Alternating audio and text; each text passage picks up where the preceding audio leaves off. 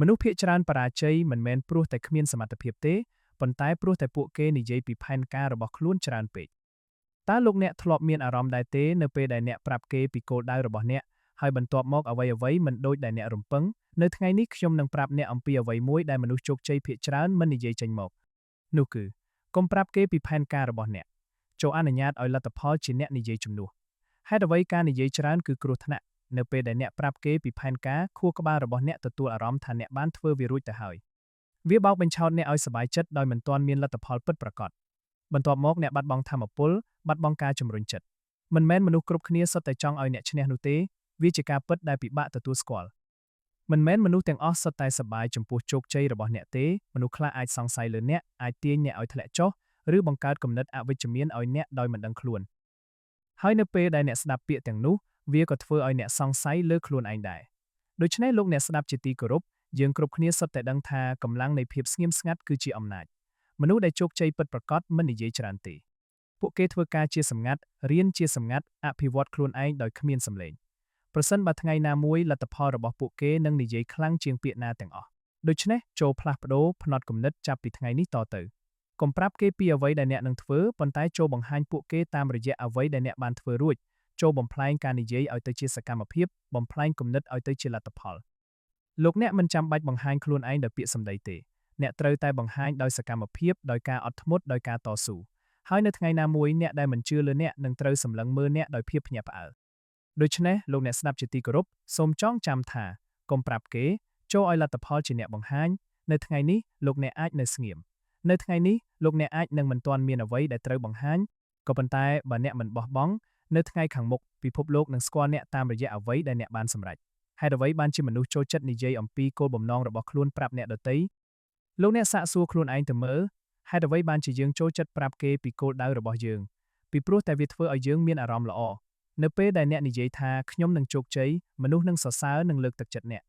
កក៏ប៉ុន្តែបញ្ហានោះគឺអ្នកទទួលបានរង្វាន់មុនពេលដែលអ្នកធ្វើឲ្យវាคล้ายទៅជាការពិតហើយនោះហើយជាមូលហេតុដែលធ្វើឲ្យអ្នកបោះបង់ការខិតខំប្រឹងប្រែងចូលការពារថាមពលរបស់អ្នកថាមពលរបស់អ្នកគឺមានកំណត់រាល់ពេលដែលអ្នកនិយាយប្រាប់មនុស្សដទៃអ្នកកំពុងខ្ជះខ្ជាយថាមពលមនុស្សជោគជ័យពិតប្រាកដពួកគេមិនចែករំលែកថាមពលដោយងាយទេពួកគេរក្សាវាដើម្បីប្រើវាទៅលើអ្វីដែលសំខាន់ដូច្នេះចូលធ្វើការនៅពេលដែលគេមិនឃើញភាពខ្លាំងពិតប្រាកដមិនត្រូវបានបង្កើតឡើងនៅលើឆាកទេវាត្រូវបានបង្កើតឡើងនៅពេលដែលគ្មាននរណាម្នាក់កំពុងសម្លឹងមើល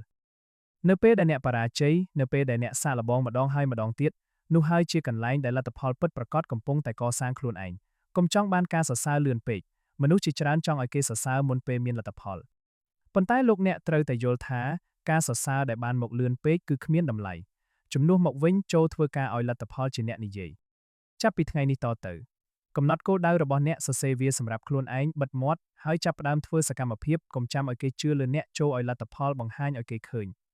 នៅថ្ងៃនេះលោកអ្នកអាចនៅស្ងៀមលោកអ្នកអាចនឹងមិនទាន់មានអ្វីដែលត្រូវបង្ហាញគេប៉ុន្តែបើអ្នកបន្តធ្វើសកម្មភាពជោគជ័យនៅថ្ងៃណាមួយនឹងមកដល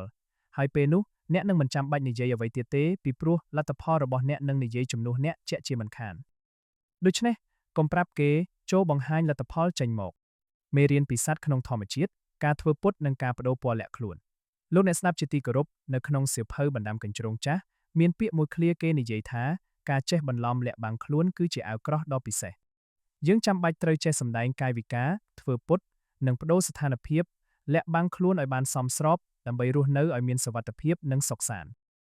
នៅក្នុងពិភពសត្វការធ្វើពុតនិងការបដូរពណ៌ដើម្បីបំបាំងខ្លួនគឺជាវិធីយករួចខ្លួនសត្វកណ្ដូបចូលចិត្តស៊ីដំណាំដូច្នេះខ្លួនរបស់វាមានពណ៌បៃតងដើម្បីលាក់ខ្លួននៅក្នុងចម្ការមេអំបៅនៅពេលវាទម្លើមែកឈើដងខ្លួនពណ៌ត្នោតរបស់វានឹងដូចជាពណ៌ស្លឹកឈើស្ងួតសត្វបដូរពណ៌ធ្វើឲ្យសម្បុរខ្លួនស្រដៀងទៅនឹងពណ៌ធម្មជាតិនៅជុំវិញខ្លួនដើម្បីកុំឲ្យសត្រូវរកឃើញការខ្លែងធ្វើពុតនិងការបដូរពណ៌លាក់ខ្លួនគឺជាយុទ្ធសាស្ត្រដែលសភាវរស់នៅក្នុងធម្មជាតិប្រើប្រាស់ដើម្បីបន្តពូជពង្សនិងរក្សាឱកាសសម្រាប់ការរស់រានមានជីវិតលោកអ្នកមនុស្សយើងក៏ចេះធ្វើពុតនិងបដូរពណ៌លាក់ខ្លួនបានដូចគ្នាឧទាហរណ៍ជាក់ស្ដែងគឺពួករនុកក្នុងចារកម្មអ្នកដែលធ្វើការងារប្រភេទនេះត្រូវតែបិទបាំងស្ថានភាពពិតរបស់ខ្លួនឯងដើម្បីកុំឲ្យអ្នកដទៃដឹងពួកគេព្យាយាមធ្វើស្និទ្ធស្នាលជាមួយមនុស្សជុំវិញខ្លួនឲ្យបានច្រើនបំផុតធ្វើឲ្យពួកគេមានអារម្មណ៍ថាជាមនុស្សធម្មតាមុននឹងធ្វើការងាររបស់ខ្លួនដើម្បីធ្វើការងារទាំងនេះពួកគេចាំបាច់ត្រូវតែរៀនយល់ដឹងអំពីជីវភាព ការតុបតែងខ្លួនអាហារភាសាវប្បធម៌ប្រវត្តិសាស្ត្រភូមិសាស្ត្រនៃតំបន់ទាំងនោះដើម្បីបន្លំខ្លួនជាមួយនឹងមនុស្សដែលនៅទីនោះនេះគឺជាលក្ខណៈដែលស្រដៀងទៅនឹងសត្វនៅពេលដែលពួកវាធ្វើពុតនិងបដូរពណ៌លាក់បាំងខ្លួនដើម្បីបន្លំទៅនឹងបរិស្ថានយើងមិនមែនជារនុកក្នុងហើយក៏គ្មានឱកាសបានធ្វើជារនុកក្នុងដែរក៏ប៉ុន្តែនៅក្នុងសង្គមមនុស្សការចេះធ្វើពុតនិងបដូរពណ៌លាក់បាំងខ្លួនអាចនឹងមកប្រើបានយ៉ាងសមស្របនិងជួយឲ្យយើងអាចធ្វើជាភាគីដែលមានប្រៀបជានិច្ចបើប្រៀបធៀបខ្លួនឯងទៅនឹងបរិស្ថានហើយឃើញថាខ្លួនមានភាពទន់ខ្សោយជាខ្លាំងនោះយើងគួរតែព្យាយាមប្រើនៅសមត្ថភាពដែលខ្លួនមានពីកំណើតគឺការធ្វើពុតនិងការបដូរពណ៌លាក់បាំងខ្លួនឲ្យបានល្អបំផុតឧទាហរណ៍បុគ្គលិកថ្មីគួរតែព្យាយាមប្រកាន់ខ្ជាប់នៅគោលការណ៍ចូលស្ទឹងតាមបទចូលស្រុកតាមទេនិយាយឲ្យសាមញ្ញគឺធ្វើតាមទម្លាប់និងវប្បធម៌នៃកន្លែងធ្វើការគោរពប្រតិបត្តិតាមបទបញ្ជានិងទស្សនគតិរបស់ទីកន្លែងធ្វើការព្យាយាមបដូរពណ៌គ្រប់គ្រងនិងការពារខ្លួនឯងជៀសវាងការធ្វើខ្លួនឲ្យប្លែកពីគេឬមិនព្រមសម្របខ្លួនប្រសិនបើយើងសម្រេចចិត្តបោះជំហានដើរតែឯងហើយនៅតែមើលឃើញថាខ្លួនឯងត្រឹមត្រូវជានិច្ចនោះនៅថ្ងៃណាមួយយើងនឹងធ្លាក់ចូលទៅក្នុងរណ្ដៅជាក់ជាមិនខានផ្ទុយទៅវិញនៅពេលដែលយើងបដូរធ្វើឲ្យច្រឡំជាមួយនឹងបរិស្ថានយើងក៏នឹងក្លាយទៅជាផ្នែកមួយនៃបរិស្ថាននោះហើយទទួលបានផលពីការសម្របខ្លួនទៅតាមបរិស្ថានយ៉ាងហោចណាស់យើងបានបង្កើតលក្ខខណ្ឌដើម្បីរស់និងទទួលបានភាពសុខសាន្តលក្ខណៈពិសេសមួយទៀតនៃការធ្វើពុតគឺការនៅស្ងៀមគ្មានចលនានៅពេលដែលបដូរពណ៌បំបាំងកាយដោយធ្វើខ្លួនឲ្យនៅស្ងៀមគ្មានចលនានោះអ្នកណាក៏ធ្វើអ្វីយើងមិនកើតដែរការរស់នៅក្នុងសង្គមមនុស្សបើយើងចង់ជៀសឲ្យផុតពីអន្តរាយដែលមិនចាំបាច់យើងត្រូវតែចេះប្រតិបត្តិទៅតាមគោលការណ៍រស់នៅបែបស្ងៀមហើយគ្មានចលនានោះគឺមិនសម្ដែងគំនិតទស្សនៈអ្វីដែលផ្ដេសផ្ដាសមិនបង្ហាញពីការតាំងចិត្តនិងគោលដៅរបស់យើងឲ្យស្ដែងឡើងជាក់ច្បាស់មិនចូលរួមក្រុមណាមួយទាំងអស់មិនធ្វើខ្លួនឲ្យលេចធ្លោជាងគេតាក់ភ្នែកគេការធ្វើបែបនេះអាចកាត់បន្ថយកម្រិតគ្រោះថ្នាក់ឲ្យនៅទាបបំផុតបានឧទាហរណ៍ផ្ទះដែលត្រូវគេប្លន់មួយផ្នែកមកពីមើលទៅឃើញគ្រឿងអលង្ការប្រណិតអ្នកខ្លះត្រូវគេប្លន់ត្រូវគេភ្ជង់ទាំងកណ្ដាលអាធ្រាត្រពីព្រោះធ្វើខ្លួនឲ្យដូចជាទូមាសចេះដើរនេះត្រូវគេហៅថាមិនចេះធ្វើពុតនិងបដូរពណ៌បំបាំងខ្លួនសេដ្ឋីខ្លះខ្លាចចេញពីផ្ទះស្លៀកពាក់ធម្មតាជិះតាក់ស៊ីឬបើកឡានខ្លួនឯងមនុស្សប្រភេទនេះអាចហៅថាជាអ្នកដែលចេះប្រើវិធីនៃការធ្វើពុតនិងបដូរពណ៌បំបាំងខ្លួនដូច្នេះការសម្ដែងលក្ខណៈធ្វើពុតនិងបដូរពណ៌បំបាំងខ្លួនគឺជាសភាវគតិរបស់មនុស្សតាំងតែពីកំណើតឬក៏ថាជាមេរៀនមកក៏មិនខុសដែរអ្នកទន់ខ្សោយមានវាសម្រាប់ការពារខ្លួនឲ្យរួចផុតពីគ្រោះថ្នាក់អ្នកខ្លាំងមានវាដើម្បីកុំឲ្យអ្នកខ្លាំងជាងមករំខានឬមកធ្វើបាបដល់ខ្លួនភាពអស្ចារ្យរបស់វាក៏កើតមានឲ្យយើងឃើញនៅក្នុងសង្គមមនុស្សដែរតែយើងបានរៀនសូត្រអ្វីខ្លះហើយឬនៅមិនទាន់លោកអ្នកស្ដាប់ជាទីគោរពមានពាក្យមួយឃ្លាគេនិយាយថាដើមឈើដុះលូតផុតគេនោះនឹងត្រូវខ្យល់បក់រលំដើមឈើដែលដុះបន្លំស្មើនឹងគេមិនងាយរលំទៅណាទេភាពលេចធ្លោអាចជាការល្អម្យ៉ាងតែក៏ឆាប់រងគ្រោះបានដែរជាពិសេសអ្នកដែលលេចធ្លោផ្នែកនយោបាយមេរៀន2ច្បាប់នៃការបង្កើតអំណាចលោកអ្នកស្ដាប់ជាទីគោរពនៅក្នុងសៀវភៅច្បាប់នៃការបង្កើតអំណាចច្បាប់ទី3បាននិយាយថាចូលលាក់បាំងបំណងរបស់អ្នកចូលធ្វើឲ្យមនុស្សបាត់បង់តុល្យភាពជាប្រចាំហើយនៅក្នុងពេលជាមួយគ្នាចូលធ្វើខ្លួនឲ្យទៅជាអ្វីមួយទៀតដើម្បីលាក់បាំងគោលបំណងពិតរបស់អ្នកបើពួកគេមើលឃើញសកម្មភាពរបស់អ្នកប៉ុន្តែមិនដឹងចេតនានៃសកម្មភាពនោះពួកគេប្រកាសជាគ្មានការប្រយ័ត្នប្រយែងដើម្បីការពារខ្លួនឡើយចូលបន្តបង្វែងដានរហូតដល់ពួកគេធ្លាក់ទៅក្នុងផ្លូវខុសចូលគ្របដណ្ដប់លើពួកគេដោយផ្សែងហើយទម្រាំតែពួកគេដឹងច្បាស់ពីចេតនារបស់អ្នកវាបានហួសពេលទៅហើយឧទាហរណ៍ពីប្រវត្តិសាស្ត្រលោកអូតូវ៉នប៊ីស្ម៉ាក់លោកអ្នកស្ដាប់ជាទីគោរពសូមស្ដាប់នៅឧទាហរណ៍ដូចខាងក្រោមនៅក្នុងឆ្នាំ1850គឺជារបត់ថ្មីនៅក្នុងអាជីពការងាររបស់លោកអូតូវ៉នប៊ីស្ម៉ាក់កាលនោះគាត់ជាអនុប្រធានសភាក្នុងវ័យ35ឆ្នាំបញ្ហាចម្បងបំផុតនៅក្នុងសម័យនោះគឺនគរជាច្រើននៅក្នុងនោះរួមទាំងនគរព្រុសស៊ីចង់រួបរวมអាល្លឺម៉ង់ឡើងវិញដើម្បីធ្វើសង្គ្រាមទល់នឹងចក្រភពអូទ្រីស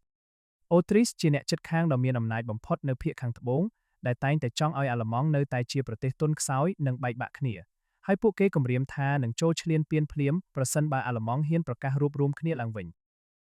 ញស្ថានភាពនៅពេលនោះព្រះអង្គម្ចាស់វីលៀមដែលនឹងគ្រងរាជ្យជាស្ដេចមានព្រះទ័យចង់ធ្វើសង្គ្រាមសមាជិកសភាភាគច្រើនក៏គាំទ្រនិងត្រៀមខ្លួននៅពីក្រោយការចល័តកងទ័ព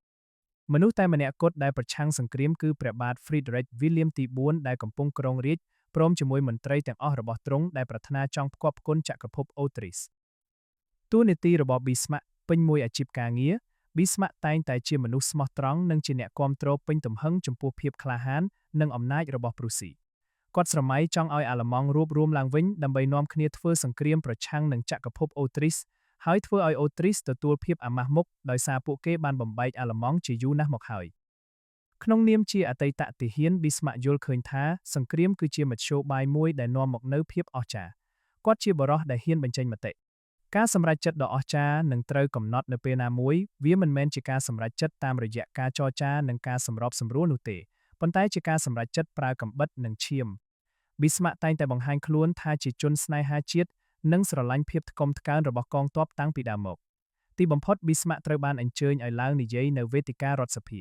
សមាជិកភាគច្រើនមានចំណង់ចង់ធ្វើសង្គ្រាមប៉ុន្តែសាររបស់គាត់ធ្វើឲ្យពួកគេភ្ញាក់ផ្អើលទៅវិញគាត់បាននិយាយថារដ្ឋបរោះណាដែលធ្វើសង្គ្រាមដោយគ្មានហេតុផលហើយនៅតែតាំងខ្លួនថាត្រឹមត្រូវទៀតក្រោយពេលសង្គ្រាមចប់គឺជារដ្ឋបរោះដែលគួរឲ្យអាណិតបំផុតបន្ទាប់ពីសង្គ្រាមអស់តើលោកមានទស្សនៈថ្មីទៅលើសំណួរទាំងនេះដែរឬទេតើលោកមានភាពក្លាហានគ្រប់គ្រាន់ដើម្បីប្រឈមមុខនឹងកសិករដែលកំពុងអង្គុយមើលដំណាំដែលคล้ายទៅជាផេះនៅលើដីចម្ការរបស់ខ្លួនដែរឬទេតើលោកនឹងប្រឈមមុខយ៉ាងណាចំពោះប្រជាជនដែលពិការចំពោះឪពុកម្ដាយដែលបាត់បង់កូនចៅជាទីស្រឡាញ់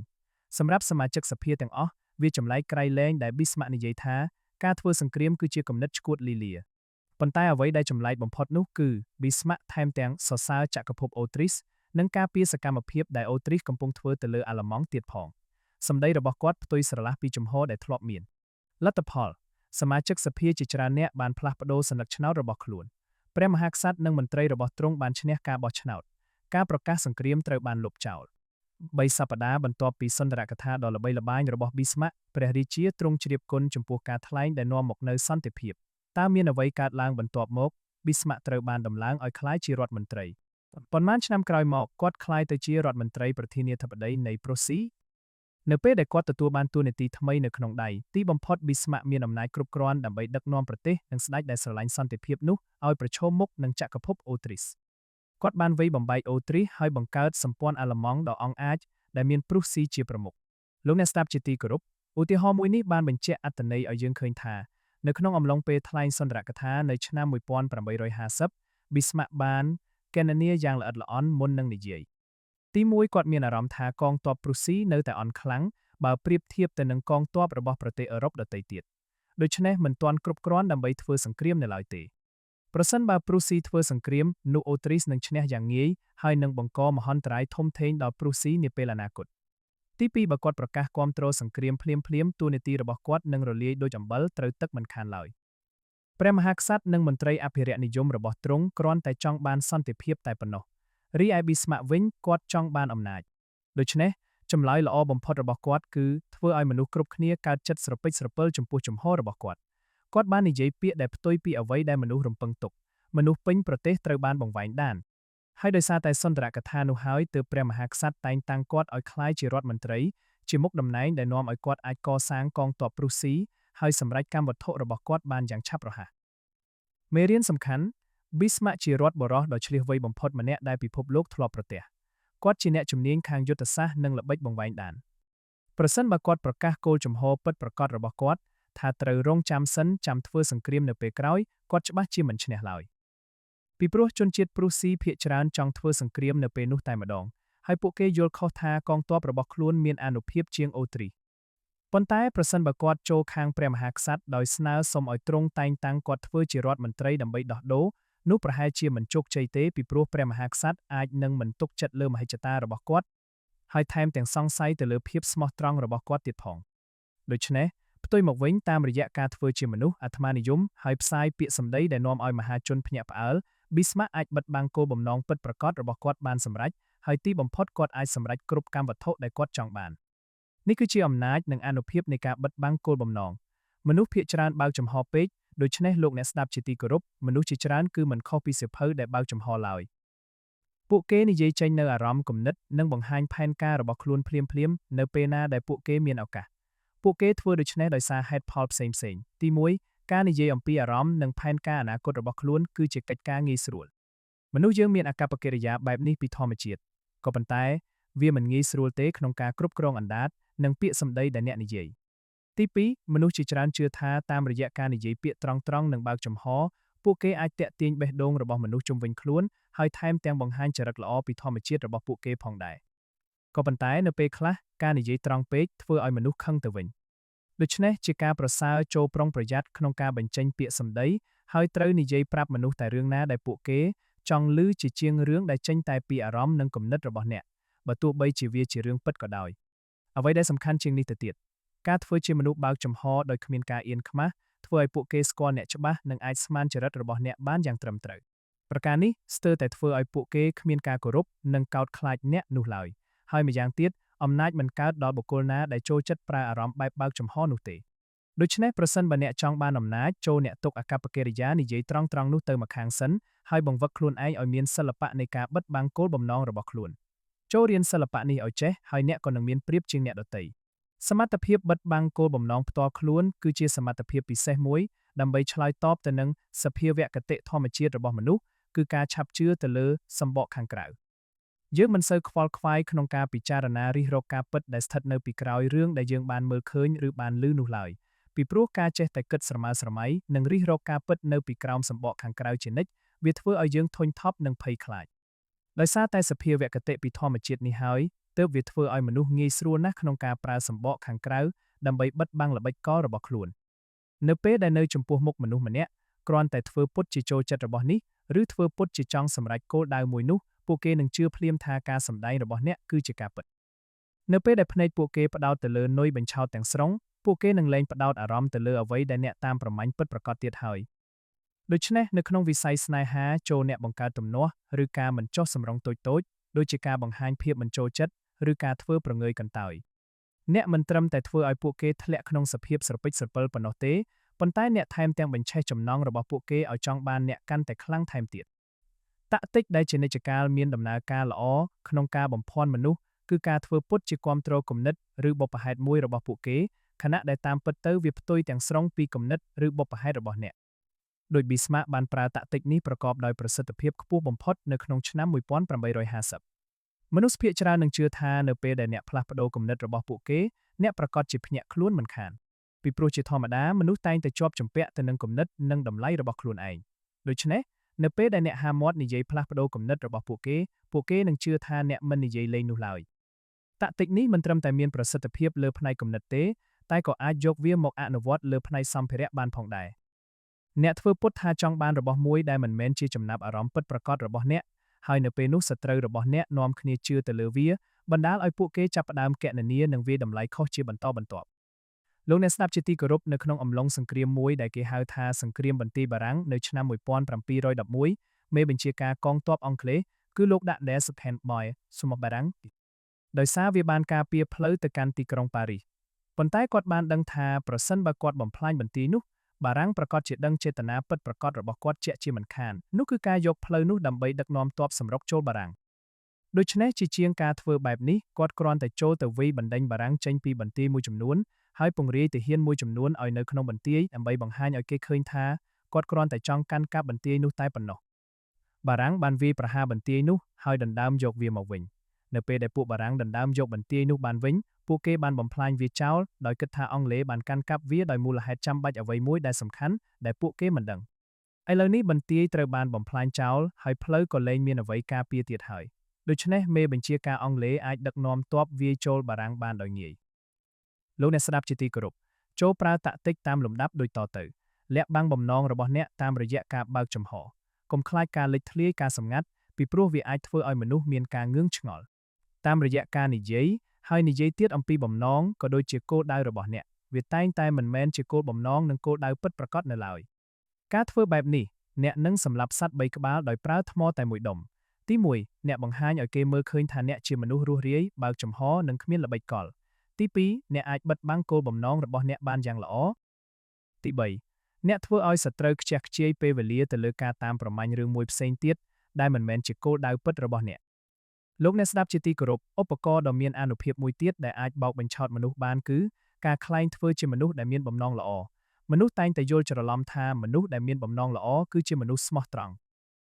ចូលកុំភ្លេចថាមនុស្សគឺជាសភាវៈដែលឲ្យតម្លៃទៅលើភាពស្មោះត្រង់ហើយនឹងដាក់ជំនឿរបស់ខ្លួនភ្លាមទៅលើមនុស្សណាដែលបង្ហាញបំណងល្អដូច្នេះនៅពេលដែលអ្នកនិយាយត្រង់ពួកគេកម្រនឹងសង្ស័យអ្នកឬពិនិត្យពិចារណាអំពីសកម្មភាពរបស់អ្នកប្រសិនបើគេជឿទៅលើអ្នកហើយសម្ដីអ្នកក៏កាន់តែមានទម្ងន់នេះគឺជាតាក់ទិកដែលតួអង្គ Iago ក្នុងរឿង Othello របស់លោក Shakespeare បានប្រើប្រាស់ដើម្បីបោកប្រាស់និងបំផ្លាញតួអង្គអូតេឡូតាមរយៈការបញ្ចូលទឹកដមអារម្មណ៍យ៉ាងស៊ីជម្រៅលើគោលបំណងនិងបង្ហាញបំណងល្អថាគាត់មានក្តីបារម្ភក្រែងលោនាង Desdemona កំពុងតែក្បត់លោកអូតេឡូការសម្ដែងដូចជាមនុស្សស្មោះពិតរបស់ Iago នាំឲ្យអូតេឡូជឿដោយគ្មានការសង្ស័យតាក់ទិចទាំងនេះក៏ត្រូវបានជនបោកប្រាស់ដ៏ល្បីឈ្មោះ Victor Lustro ប្រើប្រាស់ដែរគាត់តែងតែធ្វើហាក់ដូចជាជឿជាក់ខ្លាំងទៅលើវត្ថុคล้ายៗផ្សេងៗដូចជាប័ណ្ណផ្សារភាគហ៊ុននិងសេះប្រណាំងហើយនិយាយប្រាប់មនុស្សតាមត្រង់នៅពេលនោះពួកគេជឿទៅលើគាត់ដោយគ្មានការសង្ស័យប៉ុន្តែលោកអ្នកមិនត្រូវប្រើវាច្រើនពេកទេបំណងល្អគឺជាឧបករណ៍បោកប្រាស់ដ៏មានឥទ្ធិពលប៉ុន្តែប្រសិនបើអ្នកបង្ហាញបំណងល្អច្រើនពេកគេនឹងសង្ស័យអ្នកមិនខានដូច្នេះត្រូវល្មមឲ្យសមហេតុផលនិងអាចជឿជាក់បានបើមិនដូច្នេះទេការបោកបញ្ឆោតរបស់អ្នកនឹងត្រូវគេមើលដឹងដូច្នេះចូលអ្នកប្រើបំណងល្អឲ្យដូចជាអាវុធដ៏មានប្រសិទ្ធភាពដើម្បីបិទបាំងចេតនាពិតប្រាកដរបស់អ្នកចូលអ្នកធ្វើខ្លួនឲ្យដូចជាមនុស្សស្មោះត្រង់និងមនុស្សត្រង់ជានិច្ចពីព្រោះភាពស្មោះត្រង់គឺជាតម្លៃសំខាន់មួយរបស់សង្គមមនុស្សបង្ហាញបំណងល្អរបស់អ្នកជាសាធារណៈបើមនុស្សកាន់តែច្រើនឃើញកាន់តែល្អចូលបន្ថែមជំហរឲ្យមាំនៅពេលអ្នករៀបរាប់បំណងល្អរបស់អ្នកយូរម្ដងអ្នកត្រូវតែបញ្ចេញគំនិតស្មោះអស់ពីចិត្តតែម្ដងពិតប្រាកដមែនគឺគ្មានការក្លែងបន្លំអ្វីនៅក្នុងចិត្តឡើយ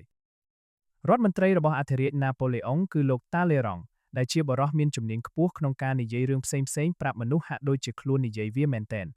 គាត់និយាយប្រកបដោយទំនុកចិត្តដើម្បីបន្លំភ្នែកពួកគេរហូតដល់ធ្វើឲ្យអ្នកស្ដាប់ជឿទៅលើគាត់ទាំងស្រុងដូច្នេះលោកអ្នកស្ដាប់ជាទីគោរពចូលចាំថាមនុស្សដែលជាកំពូលអ្នកបោកប្រាស់ធ្វើអ្វីគ្រប់យ៉ាងដែលពួកគេអាចធ្វើបានដើម្បីបិទបាំងលក្ខណៈពិតប្រាកដរបស់ពួកគេបន្តបង្កើតបរិយាកាសស្មោះត្រង់នៅត្រង់កន្លែងមួយដើម្បីបិទបាំងភាពមិនស្មោះត្រង់របស់ខ្លួនដែលស្ថិតនៅកន្លែងមួយទៀតភាពស្មោះត្រង់គឺគ្រាន់តែជាឧបករណ៍បោកប្រាស់មួយក្នុងចំណោមឧបករណ៍ផ្សេងទៀតនៅក្នុងឃ្លាំងអាវុធរបស់ពួកគេតែប៉ុណ្ណោះការក្លែងបន្លំគឺជានិច្ចកាលជាយុទ្ធសាស្ត្រដ៏ល្អប៉ុន្តែការក្លែងបន្លំដែលល្អបំផុតគឺត្រូវការដុំផ្សែងคล้ายៗដើម្បីបង្វែរចំណាប់អារម្មណ៍មនុស្សឲ្យងាកចេញពីកម្មវត្ថុពិតប្រាកដរបស់ខ្លួនលក្ខណៈខាងក្រៅដ៏សាមញ្ញដូចជាការធ្វើទឹកមុខធម្មតាជាញឹកញាប់គឺជាដំណោះស្រាយល្អបំផុតដែលអាចលាក់បាំងចេតនាពិតនៅក្រោមស្បែកមុខមិនប្រែប្រួលរបស់អ្នកដឹកនាំមនុស្សឲ្យដើរតាមផ្លូវដែលពួកគេធ្លាប់ដើរជាធម្មតាពួកគេនឹងគ្មានការសង្ស័យឡើយគឺត្រូវរងចាំរហូតដល់ពេលដែលពួកគេធ្លាក់ទៅក្នុងអន្ទាក់របស់អ្នកទើបពួកគេភ្ញាក់ខ្លួនផ្សែងคล้ายៗដ៏មានប្រសិទ្ធភាពខ្ពស់មួយទៀតនោះគឺទម្លាប់ការបង្កើតសកម្មភាពដដែលរហូតដល់ថ្ងៃណាមួយដែលអ្នកអាចបោកបញ្ឆោតពួកគេបានពីព្រោះពួកគេនឹងជឿថាអ្នកនឹងបន្តធ្វើសកម្មភាពដដែលនោះទម្លាប់មានអំណាចដល់ផ្លូវចិត្តរបស់មនុស្សយើងមានន័យថាអាកប្បកិរិយានិងការគិតរបស់យើងតែងតែអនុលោមទៅតាមទម្លាប់របស់យើងជានិច្ចដូច្នេះលោកអ្នកស្ដាប់ជាទីគោរពលោកអ្នកត្រូវចងចាំថាវាត្រូវការភាពអត់ធ្មត់និងការដាក់ខ្លួនទើបអាចបិទបាំងចេតនារបស់អ្នកបានហើយដើម្បីកុំឲ្យពួកគេមានការសង្ស័យត្រូវធ្វើអាកប្បកិរិយាបែបទន់ខ្សោយនិងអោនលំទោនប៉ុន្តែចូលក៏មានការពិបាកចិត្តអីពីព្រោះជានិច្ចកាលនៅពេលដែលមនុស្សមើលងាយអ្នកលុះពួកគេបែរជាចាប់អារម្មណ៍ទៅលើអ្នកវិញហើយអំណាចរបស់អ្នកក៏នឹងកើនឡើងសត្វជៀមគឺជាសត្វដែលល្ងង់ខ្លៅបំផុតហើយតែងតែរងចាំឲ្យគេបញ្ជាដោយយករោមជៀមមកពាក់បាំងខ្លួនរបស់វាសត្វចចអាចដើរចូលទៅក្នុងក្រោលជៀមបានដោយងាយលោកអ្នកត្រូវចងចាំដូចខាងក្រោមតើលោកអ្នកធ្លាប់ឮដែរឬទេរឿងតាក់ទងនឹងមេទ័ពដែលមានជំនាញខ្ពស់ម្នាក់មានបំណងចង់វាយប្រហារជញ្ជាំងក្រុងនៅក្នុងពេលដែលសត្រូវមិនដឹងខ្លួនគាត់ប្រកាសផែនការឲ្យកូនទាហានបានដឹងគ្រប់គ្នាប៉ុន្តែនោះគ្រាន់តែជាការបិទបាំងគោលបំណងរបស់គាត់ប៉ុណ្ណោះកុំប្រាប់គេនៅការរីកចម្រើនរបស់អ្នកឲ្យសោះចូលកំបើកបង្ហាញការរចនារបស់អ្នកឲ្យសាធារណជនដឹងមុនពេលដែលវាចប់រួចរាល់មុនពេលដែលគូប្រជែងរបស់អ្នកធ្វើវាចូលបង្កើតភាពជោគជ័យមុនពេលដែលអ្នកប្រកាសសង្គ្រាមនិយាយឲ្យខ្លីចូលអនុវត្តតាមស្ដេចសង្គ្រាមទាំងឡាយដែលលាក់បាំងផែនការរបស់ខ្លួនរហូតទាល់តែពួកគេដើរចូលទៅក្នុងទឹកដីសត្រូវវាបំបែកនិងគ្រប់គ្រងវាបានដោយជោគជ័យលោកអ្នកស្ដាប់ជាទីគោរពការបិទបាំងគោលបំណងនិងការមិនប្រាប់អ្នកដទៃពីផែនការរបស់អ្នកគឺមិនមែនជាការคล้ายដោយគ្មានហេតុផលនោះទេវាគឺជាយុទ្ធសាស្ត្រដើម្បីការពារធម៌ពលនិងធានាជោគជ័យសូមចងចាំទី1កុំប្រាប់គេពីគោលដៅរបស់អ្នកទី2ចូលធ្វើការជាសម្ងាត់ទី3ចូលបង្ហាញតែលទ្ធផលប៉ុណ្ណោះទី4ប្រើប្រាស់ភាពស្ងៀមស្ងាត់និងការធ្វើពុតជាអាវុធទី5កុំឲ្យនរណាម្នាក់ដឹងពីជំហានបន្ទាប់របស់អ្នកនៅពេលដែលលទ្ធផលរបស់អ្នកនិយាយអ្នកនឹងលែងត្រូវការពាក្យសម្ដីទៀតហើយ